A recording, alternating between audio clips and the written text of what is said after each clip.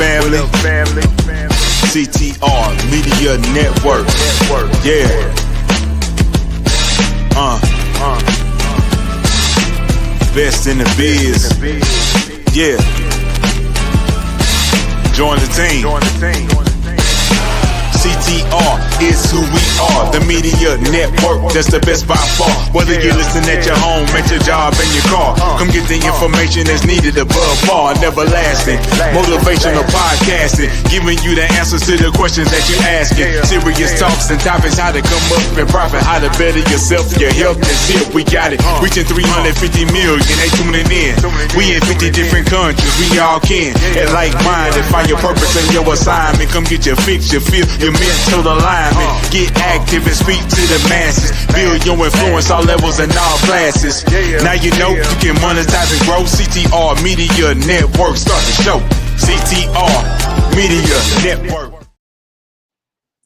Welcome everyone. Welcome back to another amazing episode of CTR Media Network TV. I am your host, Dr. T&J Ramsay, and I'm so happy to be with you today as we dive into the world of scalable business growth and the transformative power of, get this, commission-only sales agents. So whether you're an entrepreneur, a podcaster, a content creator, or someone looking to shake it up a bit with your business model, today's episode is a must listen and watch.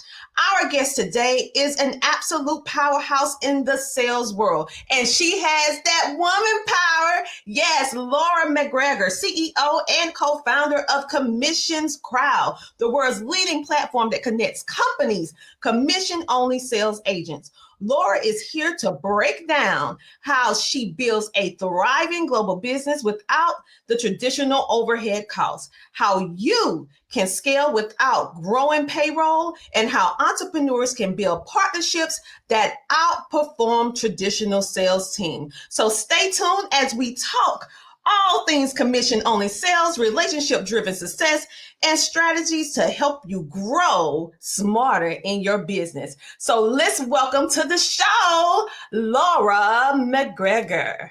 Welcome to the show. Honestly, I just love your intros. They're so good. Well, I tell all the guests. Like a superstar. Listen, you are. That's all about what we do here at CTR Media Network TV, powered by CTR Media Network. It's all about, I mean, I can't do anything that you're not already doing. We just know how to jazz it up a bit. You really do. You got all that energy. I love it. Thanks. Yes. No problem. I am super excited about this is because we're going to be touching the emotional strings, I would say, of sales, because this is something that everybody that's in business have to do, even if you're a podcaster, even if it's not dealing with money, currency, but you might need a guest, a certain type of guest you want on your show if you're a podcaster. And so you got to sell yourself, sell your show. All right, so we're going to talk about this because we want to get people out of the rut dealing with what sales is and what sales isn't. So in your opinion, Laura, what is the biggest myth about commission-only sales agents that you want to get rid of this myth today? You want to debunk it? Yeah, I think the biggest thing, honestly, is free labor. This is the thing that people think, right? Oh, free labor. And it's not. I mean, it is. It is, but it's not, right? Like, you're not paying up front, but it isn't free. It's your time. It's your energy. And agents are really like investors in your business, right? So they're investing their time, not their money. And so from that perspective, they're looking to form partnership, and they're analyzing you as much as you're analyzing them. So it's this tiny little shift from employer-employee relationship, and it's much, much more about like a very natural partnership, somebody that you met at a networking event and you saw an opportunity to work together. It's much more down that path than anything to do with like recruitment. Although, unfortunately, we have to use words like that because we're trying to fill a role in our business. But it's so I think that's the biggest myth. People come and they go, oh, free. The other thing that often happens is where you find commission only sales agents. So a lot of people are looking at job boards or like Indeed or Monster or places like that. And essentially what you're trying to do when you do that is you're convincing unemployed salespeople to work for free. And commission only sales is just so different than that. Like these are professional B2B people who have decided after a long history building up their network of wanting to work on a commission only basis, and build partnerships. So they're looking to often work with multiple companies at any one time, and they're looking to find non-competing but complementary opportunities. Oh, you said something that I feel that really set apart so that we can understand it. The commission only sales agents, you're right. Soon as I hear it, I'm like, oh, they're working for free until they actually make a sale for you. Like, really? Like, how does that make sense? Right? But then you're speaking about how they have been in the business possibly for a long time, and their objective is to build relationships like that B2B. For those of you who are not familiar with that terminology, the business. Okay. And so that makes sense. If someone has already made the amount of money or feel that they have arrived in a certain area, a certain level, it's something else that you want to do where you really want to help people. So they have to believe in your mission, your vision on what you're doing, so that they can sell for you without getting paid. But once they actually close the deals, then how does that work after then? Do each kind of agent have like a sliding scale? Is it something that you grow? How can we build a good relationship as a business with a commission-based only sales agent, making sure that we're treating them right? My favorite question. And honestly, the win-win mentality, it's like doing business with anybody, right? When you're collaborating in some way and you find that win-win, it's always that beautiful feeling, isn't it? Like I believe in what you do and you believe in what I do, and we together we can be, using your word, a powerhouse. I love that word. And that's when it works. It's so perfect in that way. And so what agents are really looking for when they're thinking about a sales opportunity is, do I like this person? Do I like their mission? You've watched like Shark Tank or Dragon's Den. It's so like that. How many times are you seeing the investors investing in the people, right? Oh, I'm not sure about this. We'll figure out all the rest of it, but I really like you, right? And I always say the only people that don't succeed in CommissionCrowd are those that can't build relationships, because sales is relationships. If you can't sell me what you do and I can't understand how to work with you properly, then I'm not going to. Or if you come at me saying, how much time are you going to give me every week? And I want you to be here at this time and this time. Like, agents hate stuff like that. Like, they just despise it. They'll like literally hang up on you, because it just means you don't get it, right? So if you've ever been to a networking event, you've met somebody, you've found collaboration, you understand how it works, and you've created some kind of joint venture or it's so similar to that, right? So as often as possible, they're looking for established businesses with a track record, with clients who know, like, and trust them, because that makes them, they can represent you, they can go to their network, they can give you referrals very easily. They know that their clients are going to be taken care of, right? They want to see, those are the core things. And then some other due diligence around, do you have good sales materials, a pitch deck? Like, do you understand your target market? Do you understand who I can reach out to on your behalf? And is your commission structure, because the company always sets the commission based on their margins, right? So they'd come up with whatever that number is. And is that a fair valuation in terms of this work? So is whatever your margin is, they want to see a very fair percentage of that. So it is win-win. Okay. Well, that makes sense. So when I'm thinking about companies, how can companies grow their sales team when they decide, okay, I'm going to do commission only agents without affecting their payroll? Because you do have some people that are on payroll, and you may have some independent contractors.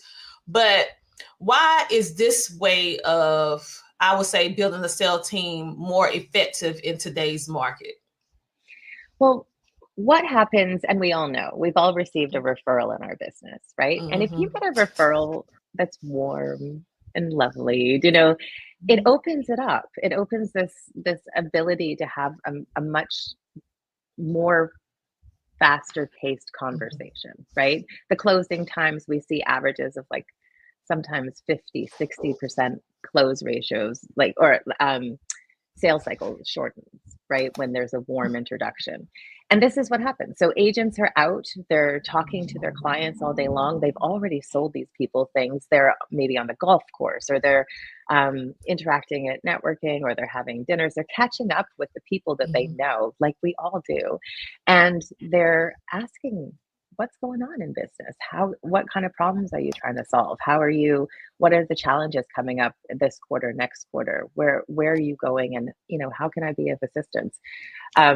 And so they have the ear of a lot of their network. And so it just becomes a much easier conversation. Now on CommissionCrowd, we have 4 different kinds of agents. We've got network, or people with a network like that. We also have prospectors who may not have a network, but they're very solid. So cold outreach, cold calling, social selling. We've also seen a huge increase in agents who are very technically savvy. They're building out sales funnels. They're building out really interesting cold email campaigns, that kind of thing. The third are closers. They're only interested if you have a steady stream of warm leads. So if you had a warm leads coming, then they'd be happy to help you. And then the fourth is referral agents. So they've looked at the sales opportunity. They've seen that they're super connectors, right? So they go, oh, I don't want to know everything about what you do. I don't want to sell it full time, but I know 2 or 3 people I could introduce you to, and I want to create that short-term win-win with you. I see how you talk about a lot dealing with relationships. And so with relationships, I know personally how they actually can help you drive sales. But do you have any type of story that the audience can relate to, that having a relationship driven sales mentality that actually got you in a door in a non-traditional way, that opened up an opportunity? So they can kind of like grasp this whole commission base, because in our head, we're like, ooh, I want this, but can I do it? Well, I always say one call can change your life, right? So we've got an agent who had a conversation with a company. It was a startup company. She did baby clothes, and she organic, cute little baby clothes, right? And she was a really interesting woman who was doing something very niche, but at the time it was something that was really resonating with a very specific market, like organic cotton, soft, really bespoke, kind of like really bougie baby wear, right? at a time when that wasn't a thing, right? So one conversation with this agent who really loved saw the fit, saw everything, took it to a buyer at the shopping channel. What do you call it in America? The shopping channel, or the HSN shopping network?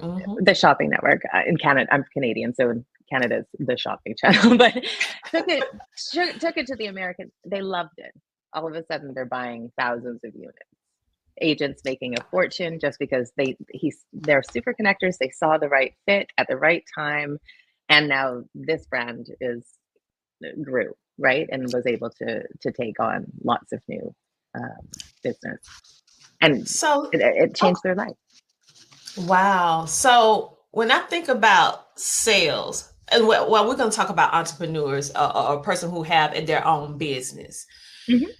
They're thinking about transitioning to this sales, commission-based sales agents.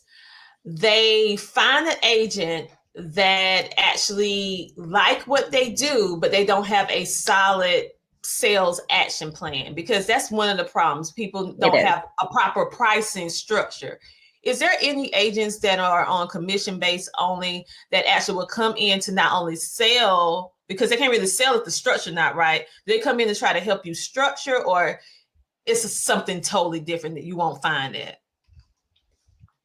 I think what we try and do at CommissionCrowd is have as many consultative conversations with companies who are looking to bring on to use this strategy, to make sure that we can guide them to know what has to be done in order to attract agents. Agents are not going to create your sales process for you.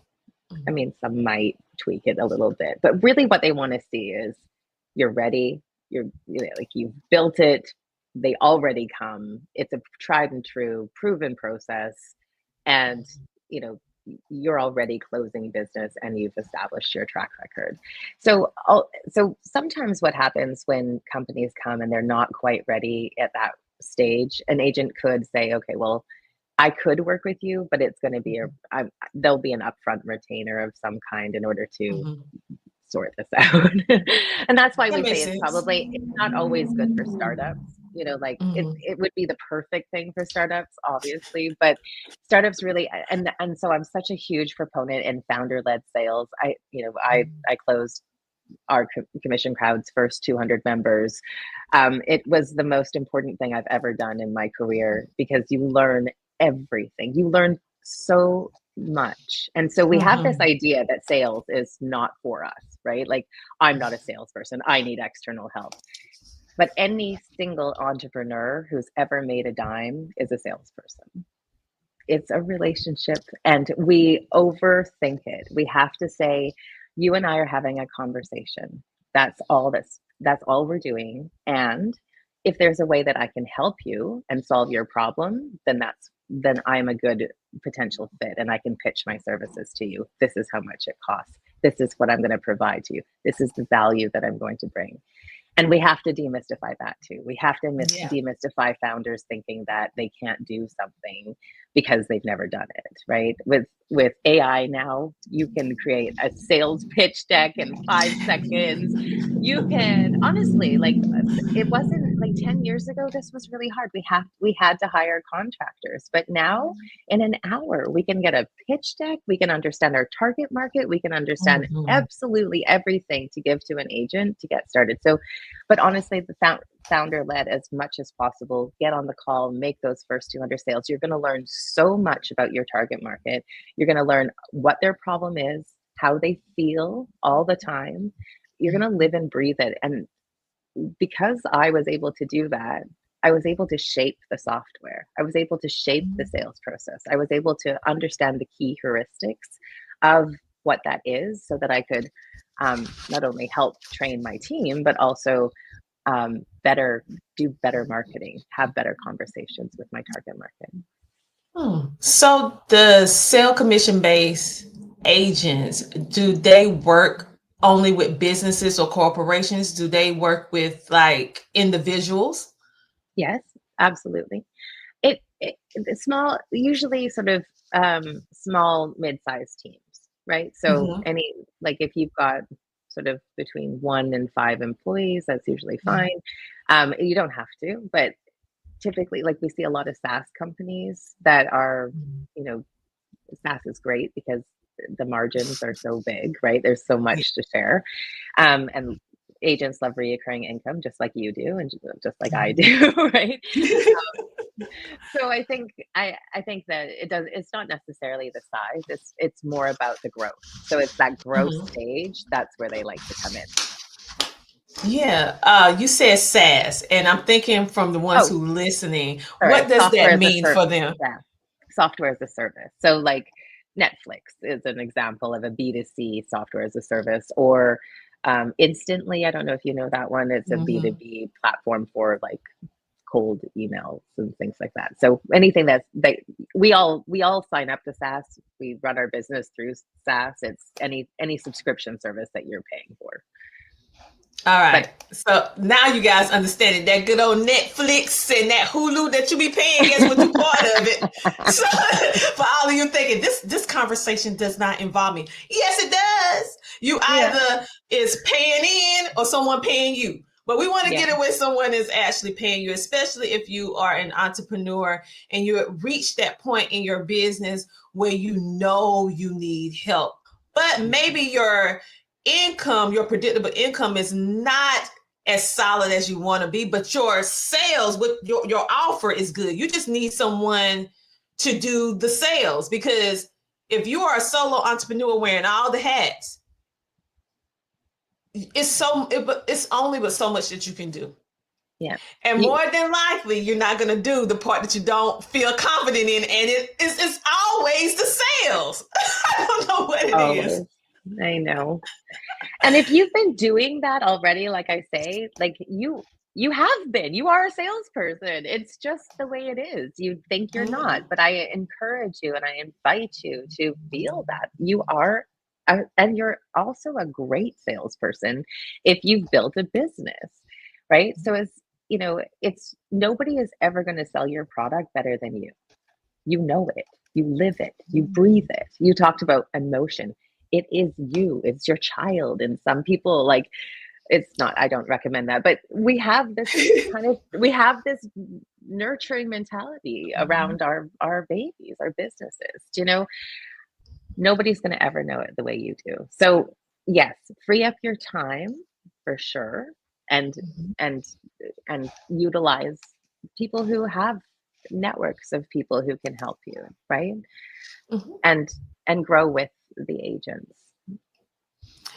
I want to flip the conversation for a little while, because we have been talking about entrepreneurs and whether or not they'll help a solopreneur corporation, a business. We've been throwing out terminology, getting y'all vocabulary all good with B2B, business to business, B2C, business to companies. Okay.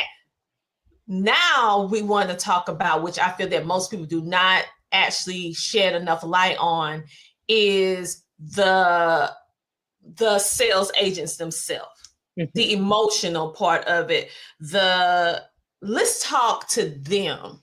Sure. And how can we be good stewards of bringing these individuals in and treating them with the dignity and time? Because some people, it's very easy with being like, do this, do that, do this, do that. How can we build a good relationship to build out a team properly as an entrepreneur that don't have any experience delegation, or maybe not too good with communication? So let's help them be able to communicate properly, because you can mess yourself up. So let's talk about that, because I really want them to be treated fairly and right, the sales agents, when you're coming in being commission based. Yeah. Well, thank you for that, because not enough people think about that side of it, and it really comes down to respect their time, time is money.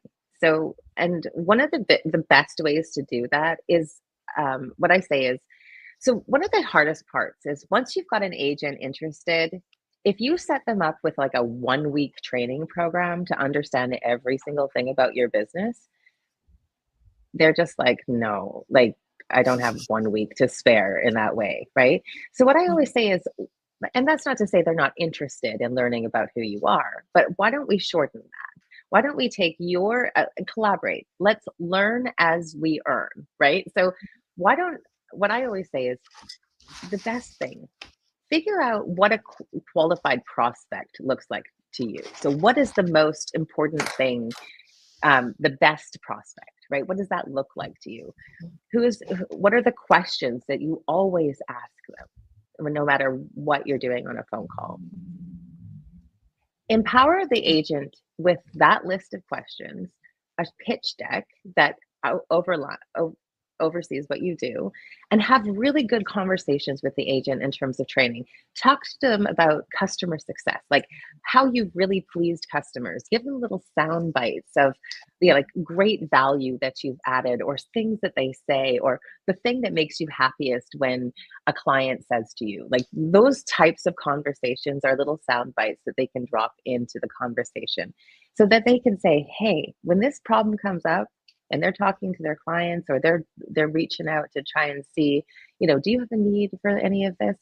They can drop little, very conversational, very interesting tidbits about who you are and what you do and why you do it and what makes you so passionate about that thing. And then just get the agent to book the meeting. Bring me the client, and then you can talk. You can meet the prospect. You can share what you do if you as you've always been doing, but the agent can be learning as they are earning, right? And then that way everything works out better. But the most important thing is that win-win mentality. And win-win can also be like, it's not just about the fixed commission. It can also be the longevity. Most agents want to, every time you make money, they want to make money, right? That's why there's an upside in commission only. It's not a one and done. It's not like I work for a corporation, I close one deal, I make my 10% and I move on, and I'm always chasing the next deal. They're looking for that reoccurring. So every time you're making money, they're also making money. They've brought you that relationship. I think those are the most important ones. Well, that's great, because for those that's going to be watching and listening, I want them to go in with both ends of the spectrum. They want and they need their thing, but also the sales agent want and they need a certain thing too. And when you coming in, similar to what all of us kind of identify, we can identify with the word volunteer. Okay, we know what that means, but I don't want them to get this misunderstood. This is not a nonprofit volunteer situation. This is based on commission. They want to make money, but they want to help you, but they're willing because they understand, or because they see your vision and see what you're doing, that they want to be a part of your movement. But that don't mean that they volunteer and working for free. That means that they're willing to, okay, I'm not going to get this set amount until I get this, because they feel strong that they can get that. So I want to make sure they go in and not thinking nonprofit, volunteer work. These people gonna just work for me. And what? Like, we got to make sure we come on the same common ground of mutual respect, ethics, morals, integrity, making sure that we're treating them just like if we came out and hired them. Yeah. We treat them the same exact way. And I feel like commission-based sales agents can sometimes be mistreated. And that's why I want to give them some time so we can understand this is the proper way that you communicate how Laura is bringing this out, and how to treat them, and vice versa. Because if you treat them well, guess what? They're going to treat you even better. Oh yeah, everybody, and that's what win-win means, right? As soon, like, we should always be winning together, right? And some of the worst things that I've heard, we've been doing this 10 years, well, me more than that, but the CommissionCrowd for 10 years, and sometimes when people get rich, they get a little stingy, right? Like, they're like, oh, why should I have to keep paying you, right? It's like you would not be there without me. And so we have to have that integrity. We have to have honesty. It's so human. Everything to do with commission only is about human and relationships, right? We have to have those values, and that, exactly as you say, I love the way you said that. It's so important. And they're so good at sniffing it out. They'll know you a mile away if you're trying to say, honestly, they've heard it all, and they just won't be interested. Yes, you just wasted your time. You wasted their time, and now, instead of, and that's what I say, always have as many conversations in the platform as possible with as many agents as possible, because you never know who they're going to talk to tomorrow. It's like when we talk to our prospects in our own business, when we're the salespeople, if you have this bad attitude, they're going to go away and think badly about your business.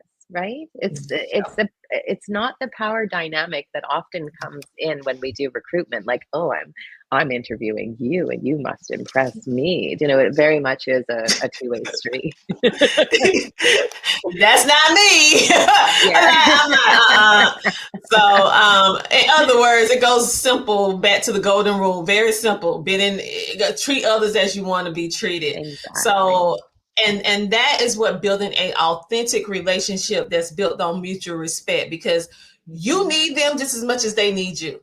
And once you understand that it's not about any one person, it's about the mission, the collective of what you're trying to achieve, and you want to scale, but you know that you can't do it by yourself, then they are actually doing a great service. And the fact that these qualified sales agents are willing to wait until they make a sale is like, because the upside's bigger. It's just gonna, and there's no cap on what they can earn.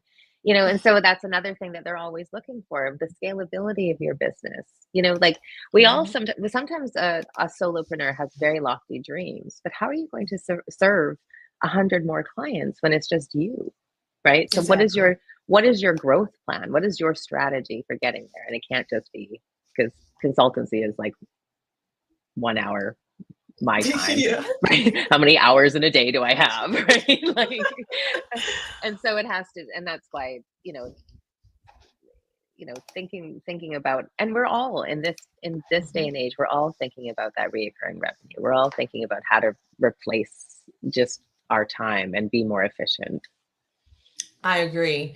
And Yeah. so when I think about this, when I'm thinking about what you're saying and how you're describing this commission-based agents or sales agents, it makes me think about they're really doing a hard work. They at the point in their lives where they have made the money. They know that they know how. They know that they know that they know that they absolutely love connecting, doing sales, being a part of some type of movement or community. And so and more than likely they may have came from corporate America. So I'm thinking about the ones who are entrepreneurs that may work in corporate America, but they have a business. But right now, their corporate job is their bread and butter, but they want to transition into entrepreneurship. And they're really thinking about doing something like this because money is not the issue. They want to fill their heart with something. And they want to help people, right? And so what advice would you give someone that is sitting right now maybe in their corporate office, stressed out, and they know deep down it's more in life that they want, and they want to break free from it, and they want to use their skills and their talent to be able to help someone else, but they feel completely stuck. So how can they transition?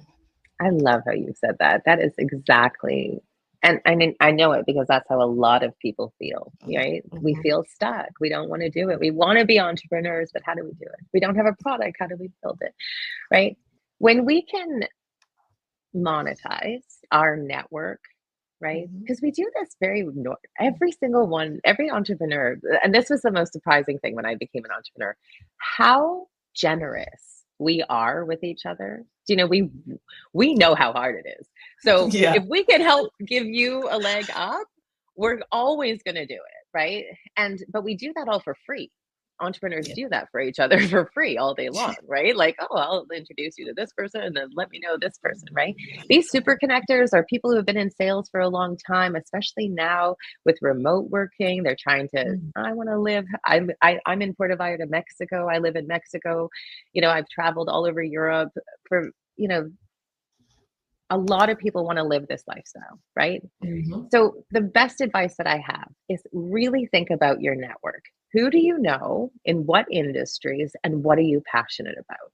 Because those three components, if you can figure out what non-competing but complementary products and services you can sell into your existing network, the people that already need these solutions, then then that sets you up for success. So, and if you're not yet nurturing your network, begin. It's time to start making some lunch dates, trying to make sure that you're becoming that super connector, right? You want to be the person who understands the needs of your clients. So that's the core thing. Then you want to be thinking about how to diversify that portfolio. You want to be thinking short-term money. You want to be thinking bread and butter. How do you pay your rent? How do you get your food? Then you want to be thinking mid-term money. So this is like maybe sales cycle. So the short term is sales cycles that are sort of under like a few weeks to a month, right? So that with good reoccurring income. And oftentimes, software as a service, SaaS platforms are a really great way for you to get that sort of bread and butter. And oftentimes they're even providing leads, like these companies have really complex lead flow where they can send you leads, they can book your calendar out for you. So all you do is show up in the morning. That's your bread and butter, right? Then the midterm stuff is, sales cycles sort of 1 month to 3 months, so larger deal values, but and often closing maybe 10, 12, 14 deals a year, but so less frequently than the bread and butter, but still good money. And then the long-term stuff. So these are $1 million deals that you might close only 4 of those a year, but the money's going to be right, really right? So you want to have that diversified portfolio. You want to be thinking about your network, and you want to be really strategic about how you're positioning yourself in the market. And then the most important thing is, do you love it? Do you love the companies that you're working with? Are you right now, if you're in a job in corporate America, when you're representing something that doesn't really, like, it's a good product, you can stand by it with your integrity, but it doesn't rock your boat, it doesn't excite you, right? Do something, tie it into something that you love. I know a rep who recently started traveling South America, talking to resorts and hotels and things like that, because he loves to travel. He loves to be in hospitality. That was a really big thing. He found a beautiful portfolio of products and services that hotel managers or resort property maintenance all buy. It was a very diverse spectrum. But now he gets to just bop around resorts and have a good time. And like, for him, that was what he loved, right? And so it meant something. All right. That was some great examples. So find out what you love that you would do even if you didn't get paid for it, and then do that. Because, like, for me, I made a decision in my mid-30s. I said, you know what? I am not doing anything else in my life that don't bring me joy. Yeah. All the stuff that don't bring me joy, I'm like, that's the past. I'm not doing that anymore. About mid-30s. Yeah, I'm like, I don't need to do this anymore. So then when I got in my 40s, I was like, listen, even some of the things that I absolutely love, I'm going to scale this down a little bit so I can just focus on just maybe three, 4 things. And then later on, I just gave those things to other people because I'm actually still doing them, but other people doing them for me. So The thing is, find out what you are naturally good at. Whether you are trying to transition from corporate America, or you are a person that work a traditional 9-to-5 and you are trying to find a way to transition into podcasting, entrepreneurship, whatever the case may be. What do you love? What do you want to do? And then later on, remember this, and this is what I had to learn the hard way, because I give you tidbits about my life in between. I be raw and relevant. You have to learn to let go, because you have to scale. If you ever want to grow your business 6, 7, 8, you need help. You cannot do it by yourself. Yeah. And you got to drop the baby analogy too. I had to do that. Mm-hmm. I had to do it. I had to go, oh, wait, hold on. It was my baby. The business was my little baby. Yeah. I helped it, but now it's not, right? Now it's a business, and now it needs to just stand on its own and do its thing. We can't be, that comes with age too, I think, too. Age and maturity. And then you almost, sad to say, some people get to that stage of complete burnout.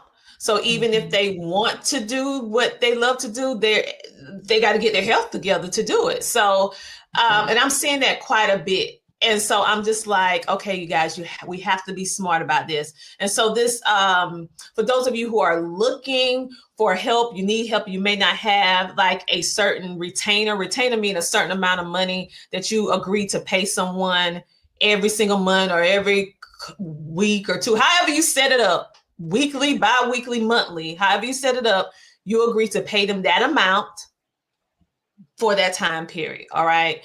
And so you may not have that right now, but you have a solid business plan, and your plan is scaling, but it would scale faster with help. Then this is what we're talking about, okay? Yeah. You don't have to do it alone. There are some good, heart-centered people that are skilled and capable that are willing to help you. Yeah. So, Laura, tell everyone how they can actually connect. If anything else you want to say, because I know they're trying to figure out, like, I want to do this, but how do I get started? Yeah, sure. Well, I'm still taking calls with clients because I love it, right? So if you wanted to book time with me, you could do that through Calendly/Laura McGregor. The one thing I would ask is you must have a business to business. So you have to sell your products and services to other businesses. That's really important. That has to be your target market. You have to have a deal value of a minimum of 5,000. So that's like what your customers pay you for your products or services, either $5,000 or above, or a monthly reoccurring income of 500 or more. You have to have a strong enough margin to be able to share at least, depends on the industry, but typically over between 10 and 30% of your margin has to be able to go to the agent. Now, or you have to have room to be able to change your pricing. You've got a new cost of sale, right? This is a new cost. So you can, if you can still stay competitive, you can pass on the cost. And agents sell on value, not on price typically. So usually you can do something like that. If you're ticking those boxes, if you've got clients that know, like, and trust you, you've got an established website that is producing traffic and people are phoning you, that's a really good indication. And I'd love to have a chat with you. You can do that Calendly/Laura McGregor, book some time with me. I've got a sales growth option there. You can visit CommissionCrowd.com. You can create a free account. You can search for agents, start working on your sales opportunity. It's only when you want to publish your opportunity, reach out to agents, or have them reach out to you that you would need a membership. And you can buy that online, or we can talk about it. I forgot to ask this, but when you said it, it made me, it triggered my memory. Yeah. Is this opportunity with these commission-based sales agent, is this for privately owned businesses or is for publicly owned businesses? Oh, no, it doesn't matter. Okay. So, yeah. All right. So that's good. So that opened it up for a lot, everybody, yeah, everybody. As long as that's the criteria, right? Yeah. So, everybody that meets the certain specifications that she just stated. Then if you find yourself, maybe you have one or two, or maybe you don't have any, well, this is a time for you to start getting your business foundational structure stronger, getting yourself in line. And then once you once you do meet those requirements, then you reach out. Don't look at it and get sad that you don't have it yet. You can get it. Open your ChatGPT, and they know all about us. ChatGPT knows all about CommissionCrowd. Type in, how could I create a commission in the next year? How could I create a CommissionCrowd or commission-only sales strategy? Boom. If you're a sales professional, it's free to join the platform. You can create a profile. If you're not sure how to create your network, go ahead. Use ChatGPT. It's amazing, right? Like, we can do so many things in our business now in seconds, right? And definitely do that and set yourself up for success. And I'd love to talk to you whenever you're ready. Well, thank you so much, Laura, for sharing all your information, also opening our mind to what it really is to have a commission-based sales agent, and how we as business owners that's growing, how we can open up this new opportunity, but also how to handle it with tenderness and care and respect. Thank you. Because I feel that I have been in rooms, I should say, and I'm like, I don't want to be treated like that. Like, wait a minute, like, this is a human being at the end of the day. Why? They're not, so that's why I personally want to dig a little bit deeper, because I speak with a lot of people, and I'm like, well, I'm gonna be your voice today on this episode. I'm gonna say it. Exactly. Thank you so much for stopping by. All right. Is there anything else you want to say, or tell them anything else before we go? No. Or find us on our social media. I meant to say that. Sorry. Find us on our social media and like and follow us. So go ahead and tell us about your social media, because you didn't tell us. It's just CommissionCrowd. So you can connect with me on LinkedIn, CommissionCrowd. You can connect to Facebook, Instagram, YouTube, all of the platforms. I don't think we're on Snapchat or what's the other one? TikTok. I don't think we're there yet, but we're the ones that matter. LinkedIn, go over there where people do real business. Exactly. If you're on LinkedIn, that's usually the best. Yeah. I tell people all day long, like, okay, you can be on Facebook, Instagram, YouTube, all of those, but you want to meet real like professional business owners, have the opportunity to meet investors and all that stuff like that, the people that will fund your dream. LinkedIn. Mm-hmm. And you don't have to go through all that extra trying to explain this, explain that, and not, because they already did it independent. They IR. They're on the same page, and they got the mindset is already there. No convincing. They just either yes or no, or maybe. And have you noticed it's becoming funner now on LinkedIn? Like now they've got videos and reels, and we can be content creators as business people, and it's not weird. Like I think that's kind of neat. It is. They transitioned a little bit, but still, it is the place to be. So if you don't have a LinkedIn account, podcasters or business owners, go ahead and do it today. You know, I give y'all the side eye sometimes, like the mother. Get that LinkedIn today, y'all. It's free. Okay. Go over there and do it. And talk with me and Laura over there on LinkedIn. Okay. Talk to us over there. All right, you guys. Thank you, Laura, too, for being on today.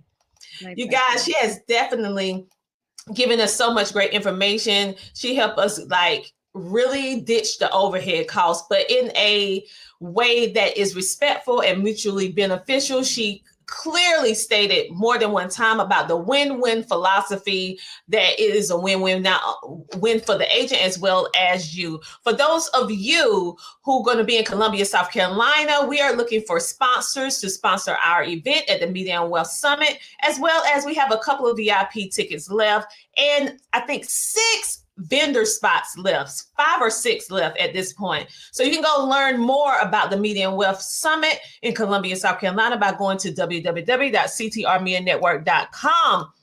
You can actually go and download our app today. It's absolutely free, where you can watch this episode and so many other episodes from other amazing podcasters from within the United States that is really making a positive impact. Thank you so much for tuning in today, and I will see you next week, same time, same place. Bye.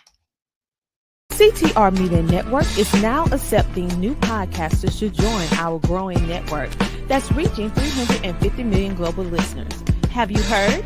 CTR Media Network offers podcast production, podcast training, distribution, and product placement. Book us for your next event or schedule an interview with CTR Media Network podcasters today. To learn more, go to ctrmedianetwork.com.